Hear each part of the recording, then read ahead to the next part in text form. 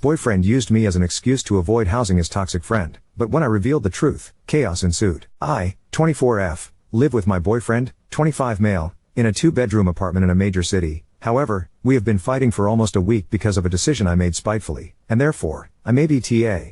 It's a small apartment, impossible to avoid him for much longer, so I really need a third-party opinion on the matter. For some background, we've been officially dating since we moved in together 2 years ago when I graduated from uni, but we were hooking up for about a year before then. During that year we weren't together. My BF, let's call him Sam, and his best friend, let's call him Max, were living together in this house. Max, 27M, has been my BF's friend for years and is basically like an older brother to him. We've never really gotten along, but please believe me, I have tried. It's just that Max never seems interested in getting to know me, or at worst gets genuinely annoyed by me interacting with him. Sam thinks it's probably the age difference, me being 24 and him being 27, that makes him not very interested in getting to know me, but I think that if he can get on with Sam despite the 2-year age gap, then what's the problem with getting on with his girlfriend, age gap aside? Anyway, it's besides the point, but I think pretty relevant for the actual argument. Basically, Max recently broke up with his girlfriend, and since he was living with her, she, rightfully, kicked him out. Now before you ask, no, I have no idea why he thought that he would still have somewhere to live after telling his landlady with benefits that he wasn't sexually attracted to her anymore, but I digress. Now Max is homeless and is asked to stay with Sam. And yes, if you're wondering, I also live here and pay for rent and utilities, an equal amount to Sam, but I suppose Max only wanted to ask the person whose name is on the lease? All this aside, Sam doesn't want Max to calm and live with us again, which works for me because I wouldn't particularly like to live with a guy who doesn't deign to speak to me living here either. I think Sam doesn't want him living here because he used to be a bit of a slob when they lived together, his words not mine, but I would imagine he also doesn't want another person in a small apartment. However, Sam clearly lacks the spine to say any of this to his friends, so who does he use as an excuse? Yeah. Me. Apparently he told Max how he would love for him to come and live with him again, like in the good old days, but his stupid girlfriend won't let it happen. Now I could live with this if Max could act like an adult about it, but he's now started blowing up my phone with texts, calling me a bitch, calling me jealous, literally just random insults that don't even address the main issue, and before you ask, they're so specifically cruel that I am afraid if I copy and paste them in here that it will instantly become obvious who I am. I've shown them to Sam, but he told me just to ignore them and just do him a favor. He argued that since Max and I already don't like each other, there's no harm in letting me take the fall for this decision. This is where I might be the asshole, because on day 10 of receiving abusive messages from Max, instead of ignoring him or blocking him, I just told him the truth. It was late at night and I was tired and slightly tipsy from a bottle of wine, and Sam was out with Max, still enjoying his friendship despite the horrible things his friend was saying to his girlfriend. So yes, before you ask, I was feeling vengeful, and I think a lot of me did it out of spite. To be honest, the worst part is Max didn't believe me, and if anything it only made him angrier at me.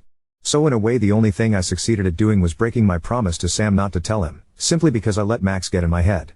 After I sent the message I got a call from Sam but ignored it, going to bed. When I woke up, I assume a couple of hours later, I had an angry boyfriend in my bedroom telling me that I was an asshole, not the word he used actually, and that Max didn't even believe me. I then asked him why it mattered so much, since Max didn't believe me, but I think he had had one too many drinks because he couldn't answer me and went to sleep on the couch. It's been a week now and we've been giving each other the silent treatment. Max has come over for a couple of nights, sitting on the couch and watching football with Sam and giving me a similar stink eye, but I've just left them to it and have moved into the guest room, partially to avoid Sam, partially to stop him from letting Max sleep here. Update 1. Well. For everyone who thought they might be sleeping together, you were right, I caught them fucking and sucking in our living room. Just kidding, but that would probably be funnier than this update is going to be, lol. So. I'm still here, in the guest room, using Reddit as my only means of escape from my depressing reality, but for everyone who warned me that Sam would probably cave and let Max move in eventually. Yeah, he did, and it only took 1 day since my previous post. They are not sharing a bed, yet lol, Max has parked himself on our couch and shoved his stuff inside what used to be our bedroom. I was working from home this afternoon when the two of them started moving in, so I was able to grab everything and lock it in the guest room with me, barricade, actually. Sam texted me asking me to talk to them over dinner, probably about future living arrangements since it's clear what is inevitable here, but I just told him that I was coming down with a flu and should be avoided. Even though it's annoying having to talk so nicely to him, I still have to live here for 2 weeks more before I can escape, so I'm trying to act as normal as possible.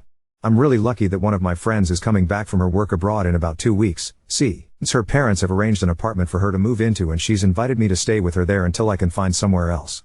It's been so difficult for me while she's been gone since she was basically my only friend in this city who wasn't also friends with Sam and Max. Speaking to her, even if it's the middle of the night where she is and she has no reception, has opened my eyes to how quickly I need to get out of both this relationship and this building. Girls out there, talk to your friends, they're seriously the biggest blessing you'll ever get. So yeah, if anyone has any advice to make these 2 weeks pass a little quicker, it would be appreciated. I think I'm still a devil woman in both their eyes, and our mutual friends are somehow taking Sam's side. I don't know if he spun them a different story, or it's just the fact that they were all his friends first, or even the fact that he's the baby of the group. Yeah. How did I not see that this was a red flag? But at this point it doesn't even matter anymore. Thank you to everyone who commented, showed interest and concern, etc. I didn't know how much I needed to speak to someone who wasn't friends with Sam. Hopefully my next update will be when I'm moved out, but for now I'm safe and grateful. Update 2.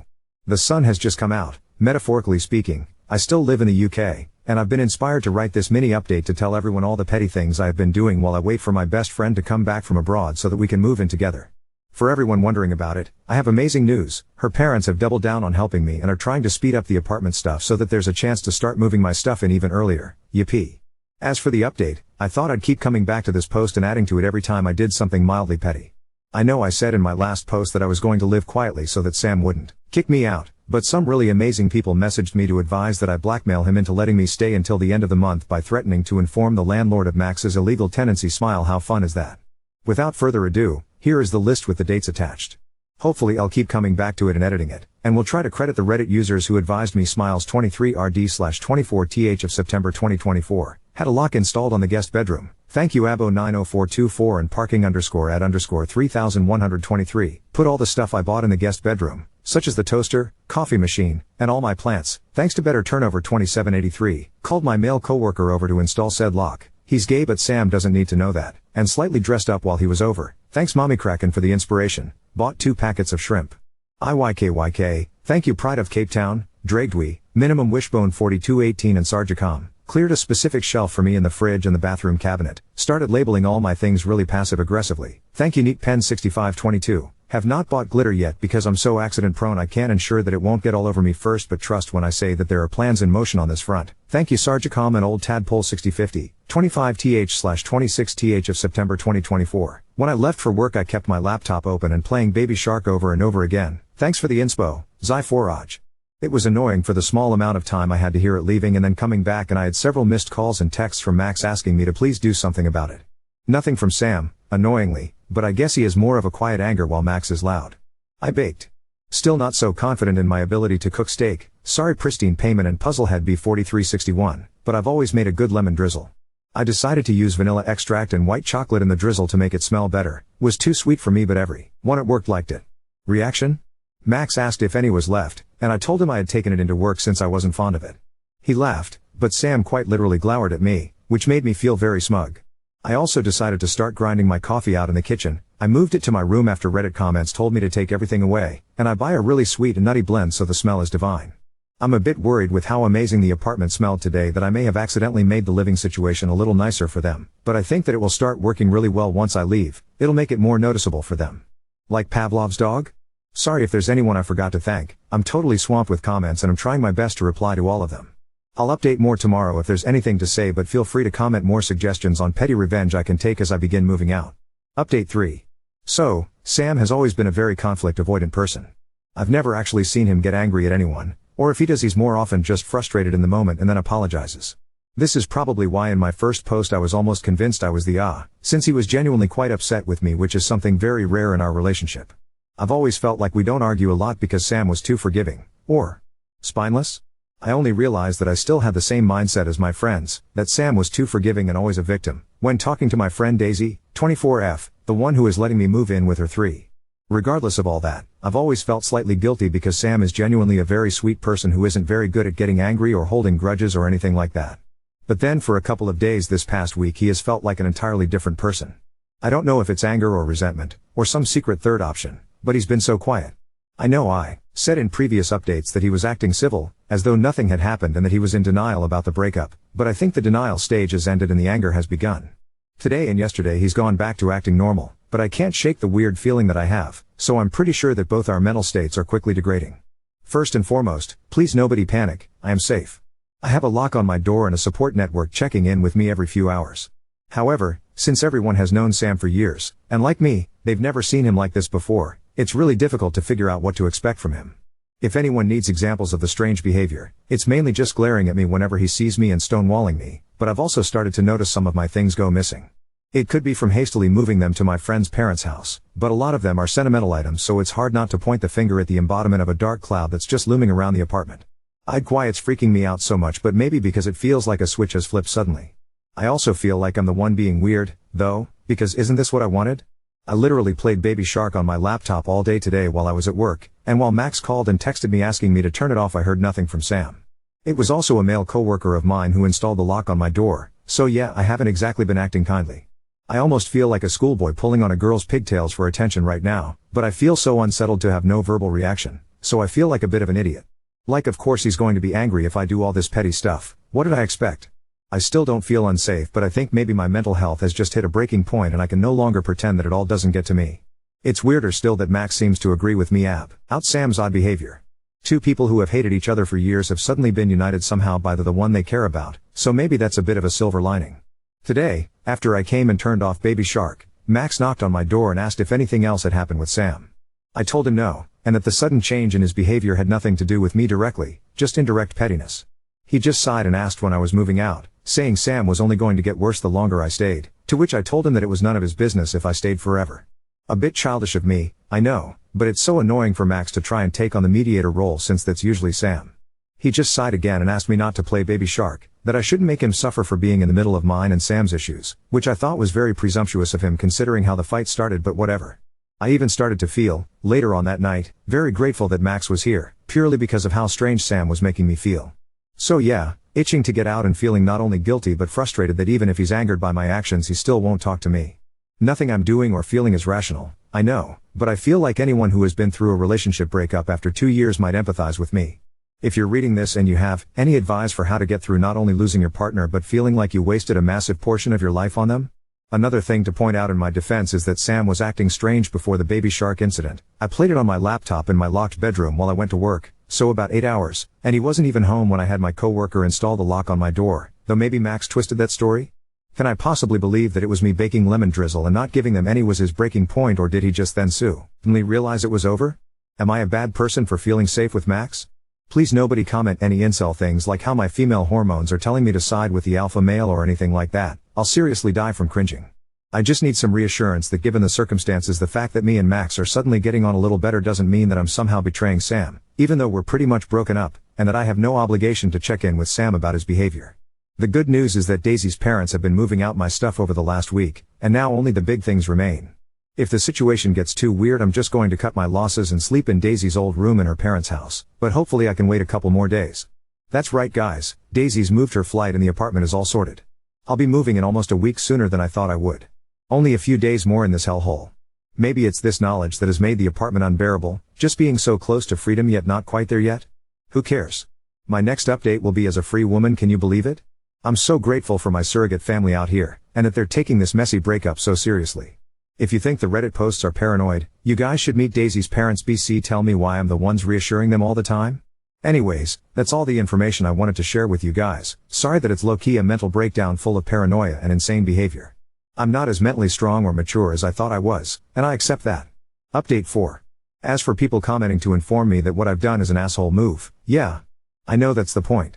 It's not possible to be petty without being an asshole, that's quite literally the whole point. There's such conflicting advice that I'm tempted to just side with the people being polite to me, since most of people calling me a psycho bitch don't seem to know the full story, or care.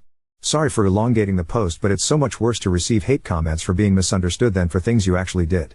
Thanks to everyone else who commented either in support or against my actions who were respectful and clear. I genuinely appreciate it and it's helped me figure out what I want to do next. We'll update tomorrow _ notable comments. Yeah, I'm NGL. This is maybe one of those times where listening to Reddit was a bit of a hasty move. It's one thing for someone on the internet to tell you to do something petty, it's another thing to follow through. I think I was just tired of feeling like a victim. I wanted to do something strong and bold and petty because otherwise I'm just the ex-GF who has been kicked to the side by her scumbag BF and what? Sat there and taken it? Done nothing? I genuinely feel like I'm going insane in this little guest bedroom and I need to get out. To be honest, I think this situation went from NTA to ESH.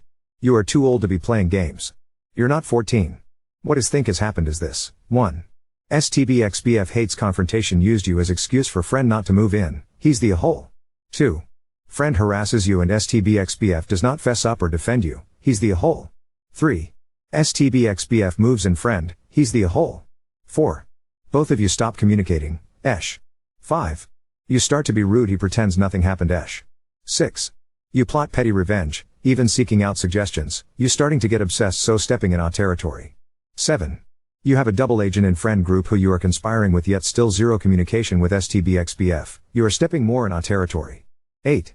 STBXBF has noticed you may be moving, yet no one's still communicating. Esh. 9. You state you moved important documents and valuables, yet seem to think sentimental items, which I would consider valuables, are missing. Why? You don't know if you moved it or if STBXBF did, you are getting in your own head wrapped up in this game and drifting more into territory. I highly recommend you put your big girl pants on, tell your STBXBF you need to speak privately, either at apartment or in public place, and once and for all communicate. Tell him your relationship is over and why, be adult about it, confirm you are indeed moving and when the plan is, and make it clear that you are fully aware of the half-truths he told his friend group, and that if he can't say anything nice then keep his mouth shut because you have evidence of the truth and not afraid. Restore/defend your reputation because you will not put up with additional abuse like you already did with his friend. I think your STBXBF's whole personality change is because neither one of you are acting like adults and communicating. He hates confrontation but also seems very stubborn and is getting in his own head. He knows he messed up but is too much of in a hole to suck it up and try and resolve. You are no better as you won't communicate and are wrapped up in thinking about putting shrimp in curtain rods and glitter in pockets, so now you're in your mind and projecting intent in his actions or inactions. I'm sure he is doing the same to you. Every action of either of you has a reaction. He acts like nothing happened, you go silent. You start moving all your stuff into guest room and put a lock on it, by a guy your STBXBF hears second hand about and you all but admit you wanted him jealous, so he works to turn his friends against you. And so on. I definitely want to address a couple of points here. Not BC, I think I'm completely blameless, but BC, I think there are some points that misrepresent the situation as a whole. You'll probably read this and say that I'm still slightly an asshole, and I'll accept that, don't worry. I don't believe that I ever stopped communicating with Sam, but obviously I'm very biased here. After he howded at me about telling Max and refused to speak to me that night or the morning after, I became incredibly discouraged. When I said that he went back to normal after he moved Max, and it doesn't mean that he magically became open to the conversation I wanted to have, the Max situation, just that he stopped ignoring and snapping at me. Because of how negatively he reacted when I tried to communicate with him about the core of our issues, I stopped trying, because I didn't want to exacerbate an already tense situation. So, I don't know if I accept that I'm an I in this respect necessarily. BC, I made genuine efforts to reach out to him and discuss this, but maybe I am slightly BC, I gave up pretty easily after seeing his reactions. I'm also not sure that you can say I'm being rude by either A, bringing up what happened when he tried to act normal, or B, ignoring him entirely. I haven't said a rude word to Sam's face, only accused him of not putting me first or respecting me when I've tried to talk to him. 6/7. I think are valid, and if I'm honest about my emotions, I did want to be an asshole to them because I felt like I had been too much of a pushover or doormat. I know it doesn't excuse the actions, but I just want people to know that I didn't do petty things. BC, I ignorantly thought that they were the right thing, but rather BC, I felt if I did nothing I wouldn't standing up for myself. Your comments have helped me realize that I was wrong about that, and that I was actually not in a bad position before, just thinking badly of myself. I texted Sam to inform him that I would be moving out, but I did snap at Max and tell him to mind his business. You're right. I was directing my anger at the wrong person, and I've since messaged him to apologize. This comment pretty much sums up what happened. Yeah, I think I've been playing mind games on myself without Sam or Max even needing to, and I'll accept that it makes me an asshole. Thanks for talking, G, the time out of your day to comment this. I seriously appreciate it even if it's criticism. Big girl pants coming soon, but right now they're at my friend's parents' house with the rest of my worldly possessions. While you're not entirely wrong, I think I can give myself a little bit of grace in this situation and try and defend myself slightly. I wanted to be an asshole, so I'm not going to sit here arguing that my actions are somehow good, but I also want to explain why I wanted to do this. For the last 4-ish days I've been holed up in the guest bedroom while my BF either A, acts like nothing happens, B, stonewalls me, C, glares at me. I have been and am miserable, and if I'm honest I don't think that this situation is my fault anymore. According to Reddit I'm NTA for telling Max the truth and Sam is TA for moving Max in and not communicating with me. I've tried to talk to him about the living situation to make it bearable, but he either snaps at or ignores me, and I don't want to make it more tense by forcing the conversation. What did my mind games accomplish? They made me feel like I wasn't a pushover. For every kind comment I get telling me that I'm a victim of a gaslighter, I get another telling me I'm the real spineless one for letting him treat me like that. I don't have that many people to talk to about this since my core friends have taken Sam's side, my new roommate is in a different time zone, and my boyfriend is the one I'm trying to complain about. Hence, I'm kind of in this Reddit bubble. So when I have several comments telling me that I should fuck with them, I jump to do it, because I don't know what I should be doing, just that I'm tired of sitting around doing nothing, of feeling like I'm a victim, because I don't want to be. And yes, for a time I did feel better about myself. When my coworker installed a lock on my door and I saw Max texting Sam about it, I felt like I'd really stuck it to them both. Want to move in somewhere? You're not welcome / move someone in without your GF's permission? Well, here. Look at me. I can do something you don't like as well. You want to make me feel uncomfortable in my own home 24/7? I can psychologically torture you as well. Does it make me a good person? No, and I know it certainly doesn't make me mature or elegant or classy. I just wanted to feel different, or at least I hoped if I acted out enough maybe Sam would kick him out because he'd see just how upset I am. I'm sorry this has turned into an essay, but it's hard to get the feelings and motivations I've had across in less words. And yeah, I get it now, that his actions aren't weird when you put them in the context of what I'm doing, and that's why I'm grateful that I turned to Reddit for a second opinion, because otherwise I feel like I would have kept thinking that I wasn't doing enough to stand up for myself.